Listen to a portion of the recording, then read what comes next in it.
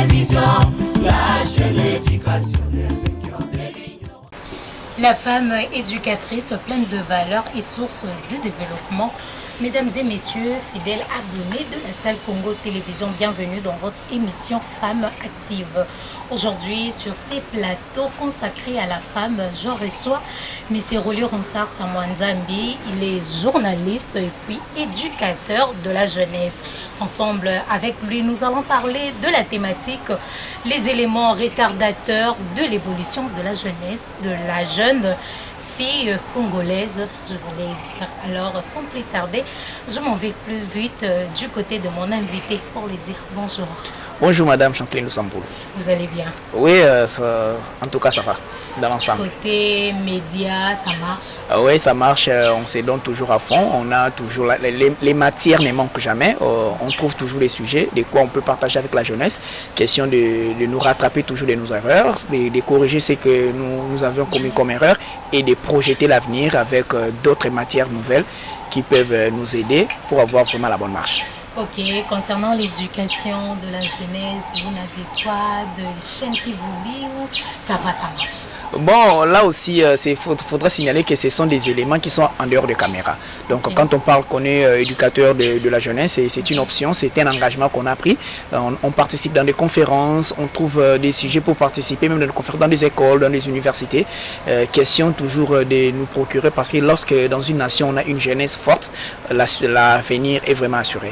Voilà, M. Rolly Ronsard Samwanzambi, le plaisir en tout cas est immense pour moi de vous recevoir sur ces plateaux. C'est partagé. Merci beaucoup. Déjà, notre thème est les éléments rédactateurs de l'évolution de la jeune fille congolaise.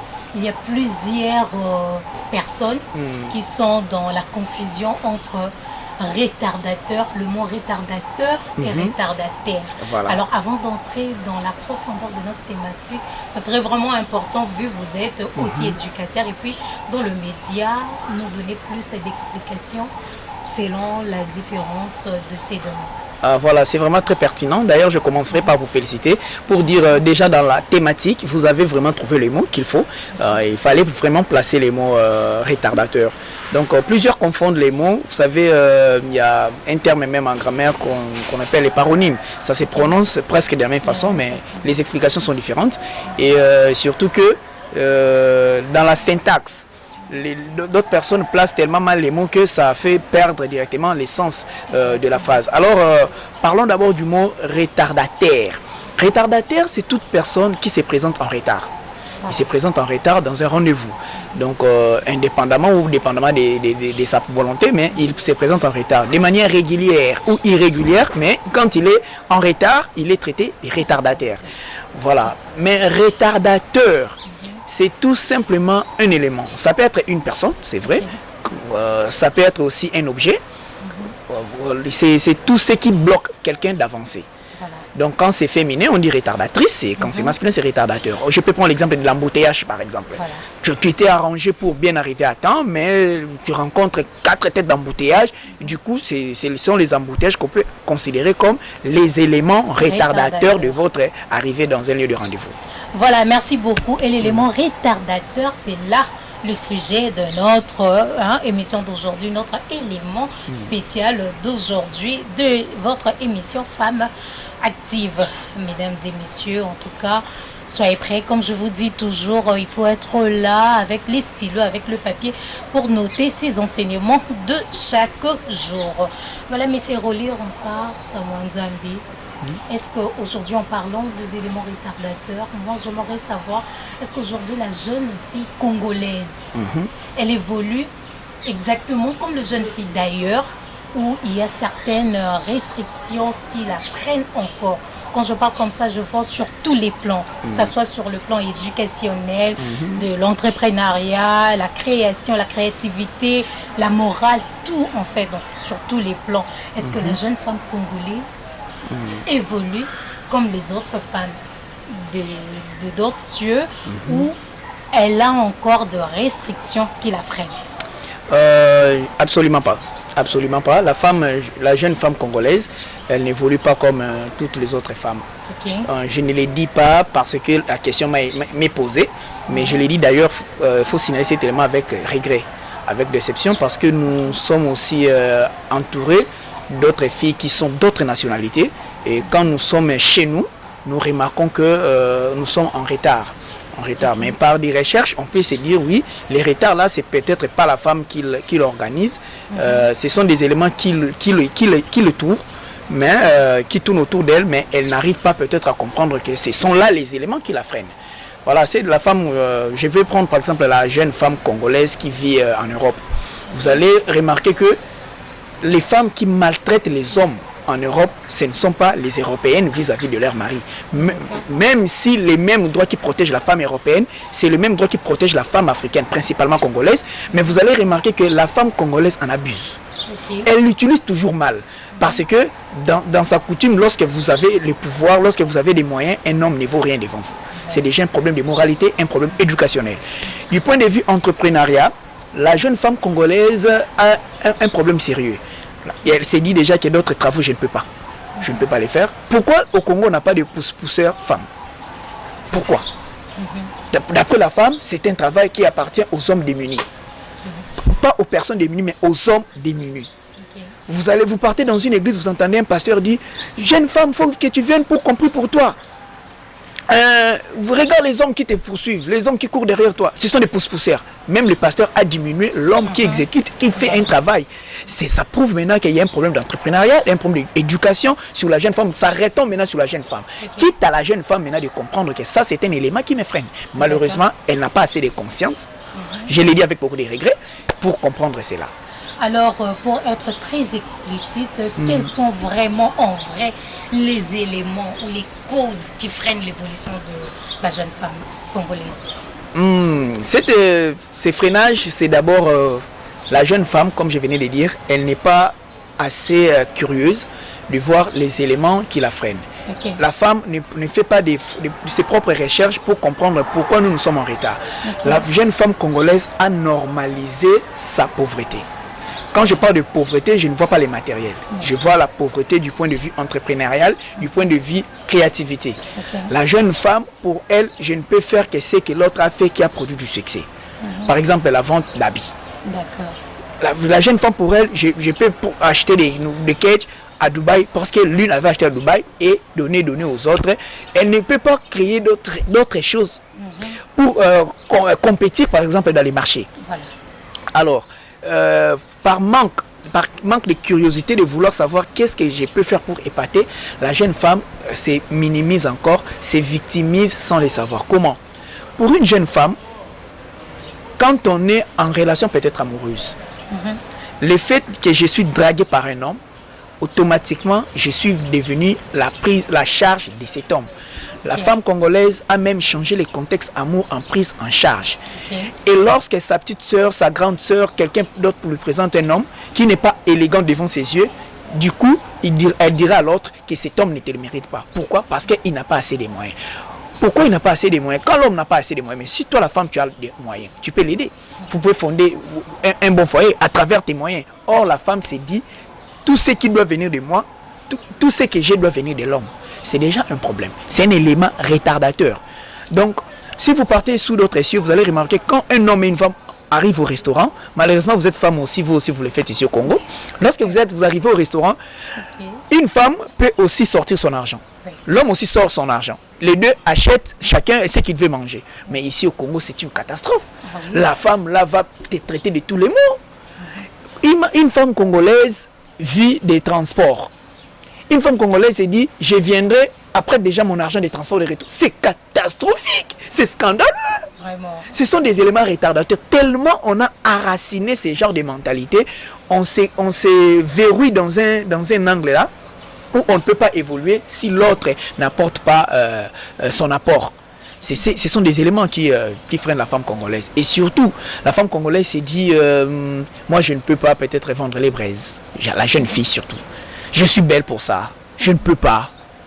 Or, lui, il voit les braises, il voit la couleur, il voit la saleté, la tache de braise, mais il ne voit pas les bénéfices que les braises peuvent apporter.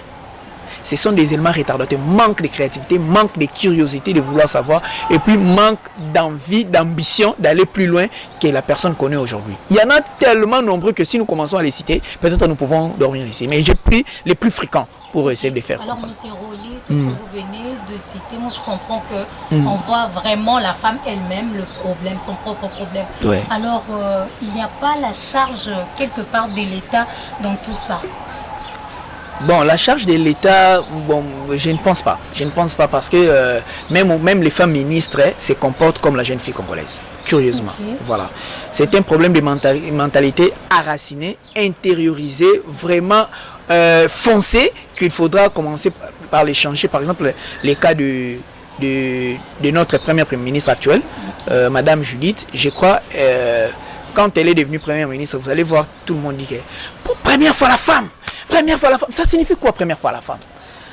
Ce n'est pas les gens, soit les sexes qu'on doit mettre en exergue, c'est la compétence. Exactement. Donc on ne doit pas dire qu'elle a un cœur de maman. On peut avoir quelqu'un avec un cœur de maman mais incompétente. Il y a des mamans qui ne savent pas prendre soin de leurs enfants. Il y a des femmes qui ont abandonné leurs enfants. Si on doit seulement les prendre, on doit seulement se réjouir parce que c'est une femme, c'est une erreur. On doit plutôt savoir qu'est-ce qu'il a déjà pu faire, voilà, par rapport aux enjeux qui sont actuels, qu'est-ce qu'elle peut faire. De cela, je vais tout de suite répondre pour dire que si le gouvernement doit travailler dans ces secteurs, on doit plutôt avoir dans des grandes institutions, dans des grandes entreprises de l'État, une méritocratie mise vraiment selon les conditions, selon les attentes de la population. Pourquoi moi, un jeune homme, je pars au concours avec une femme, je dois automatiquement perdre peu importe mes compétences parce que le chef a un œil amoureux romantique vis-à-vis de cette femme. C'est cet homme-là qui a peut-être induit cette femme-là en erreur. Et il devrait plutôt montrer à la femme que non, ici c'est la compétence qui prime. Coup de chapeau à tous les hommes qui ont sélectionné, même les femmes qui ont sélectionné sur base des compétences. Je n'ai pas dit qu'elles n'existaient pas, il y en a assez. Je peux même témoigner, la personne que moi-même j'ai vue de mes propres yeux, je cite Jean-Marie Kassamba, que j'ai été impressionné de le voir prendre les gens recruter sur base des compétences. Bravo à lui s'il continue comme ça. Vous verrez que la femme congolaise va commencer à revoir un peu sa façon parce que quand une femme part au recrutement, déjà elle s'est dit mon accoutrement ici doit déjà attirer l'attention de ces messieurs. Même en justice, une femme qui part en justice, elle se prépare déjà que je vais tenter de regarder l'avocat, donc regarder le niveau de la bassesse que nous avons. Et c'est ce qui n'aide pas la femme parce que même pour chercher le travail, elle profite de cette complaisance en termes de cotation. Donc si le gouvernement a à voir, c'est dans ces niveaux de la méritocratie. Si la jeune fille ne mérite pas, ne la mettez pas, peu importe ses postures, peu importe ses rondeurs. Voilà, merci beaucoup M. Rolly. Vous venez de citer plusieurs éléments qui détruisent qui retarde l'évolution de la jeune femme congolaise. Alors, étant éducateur de la jeunesse, qu'est-ce que vous pouvez proposer comme piste de solution pour remédier à tous ces problèmes? Très bien. Alors, la plus grande proposition, c'est la prise en charge, l'auto-prise en charge. Okay. La femme congolaise, la jeune fille surtout, doit déjà se dire, la vie c'est une compétition. Peut-être on l'explique mal, on ne dit pas, concurrence avec son ami, si elle a eu plus, je dois jalouser. Non. Compétition dans le sens que je dois être fier de ce que j'ai mérité. Okay. Plusieurs femmes, alors plusieurs, ne font pas d'efforts. Elles ne comptent que sur leur corps. C'est ce qui est trop mal. Même les femmes qui sont professionnelles. Quand je dis professionnelles, c'est celles qui travaillent déjà. Nous partons dans des entreprises. Vous allez voir, les gens qui dorment sur la table, principalement, ce sont des femmes. Elles dorment, vous portez des talons, tout ça, dans des sacs. Quand vous arrivez là, vous les enlevez, vous ne faites pas grand-chose. Vous ne méritez pas, vous ne faites pas un grand travail parce que vous savez que vous avez un parapluie. Si une femme doit se dire, même si c'est par le canal d'une personne que j'ai obtenu ce travail, je dois au moins montrer une touche particulière, je dois au moins donner un résultat, pour qu'à la longue, toute la communauté en profite. Ça sera quand même une bonne chose. Donc, le plus grand conseil que je dois donner à la jeune fille qui n'a pas encore commencé le travail, on ne t'a pas interdit de te faire élégante. On ne t'a pas interdit de te faire belle. D'ailleurs, la beauté, c'est une bénédiction. Faites-vous belle comme vous voulez. Mais ne comptez pas sur la beauté pour se propulser dans la vie. Okay. Voilà, même si vous êtes belle, allez faire dans la structure d'assainissement, par exemple, la poubelle qui monter dans des motos là qui font d'assainissement, si les travails là se présentent. Vous allez refuser ces travails et du coup, quand vous refusez les travails, sachant que les jeunes hommes là, votre fiancé, votre mari prendra toujours soin de vous, vous les surchargez. Voilà pourquoi les hommes meurent trop vite au Congo. Voilà, merci beaucoup, M. Rolly. En tout cas, les femmes, c'était un conseil à prendre. Vraiment un très bon conseil à prendre. Il faut vous considérer, montrer vos compétences pour développer notre société. Nous sommes arrivés à la fin de notre émission d'aujourd'hui, Femmes Actives. Avant de nous dire bye, je laisse entrer la parole à mon invité pour... De saluer ces femmes-là.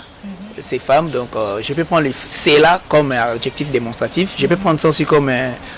pronom pour ces, comment on dit, adjectif monte ensemble, mettez c'est. Donc comme si ces femmes, donc comme si j'ai entré ça à mes femmes. Voilà, ces femmes là comme adjectif démonstratif. Voilà. Moi je crois citer les noms de toutes les femmes, les femmes, ça. Je m'abstiens parce qu'elles sont tellement nombreuses qui ont l'habitude de nous suivre. Je risquerais d'oublier quelques-unes et connaissant aussi les comportements des femmes que vous êtes. Vous pouvez en faire un problème. Je dirais seulement à toutes les femmes qui ont le sens des responsabilités autour de vous, encourager celles qui n'en connaissent pas encore grand-chose pour qu'elles fassent comme vous, parce que vous êtes tellement trop minoritaires. Et je vous salue toutes. Voilà. Voilà. Merci beaucoup, M. Rolly, pour la présence. Merci d'avoir dit oui à notre invitation. Fidèles abonnés de la Selle Congo Télévision, en tout cas, je ne peux pas vous dire bye sans pour autant vous rappeler ces grands rendez-vous que nous avons pris avec vous. C'est 29 juin, le 29 juin, c'est un samedi. On vous appelle à assister à une journée d'amitié et de solidarité nommée Umoja Wand la salle. En tout cas, venez nombreux et les billets sont déjà sur nos marchés. Venez acheter pour participer à cette journée. Passez pour reprendre vos billets. Ne tardez surtout pas. Bienvenue à vous déjà et pour ce jour, nous sommes arrivés à la fin. Bonne suite de programme sur nos antennes. Au revoir. Bonjour à tous. Je nous invite à une seule activité, à une seule date, à un seul événement. C'est 29 juin 2024 à la journée Umoja Wand la salle. Venez ensemble célébrer l'amitié et surtout manifester notre solidarité à l'endroit de nos frères et sœurs sinistrés de l'Est. Moi, je serai là. Et toi?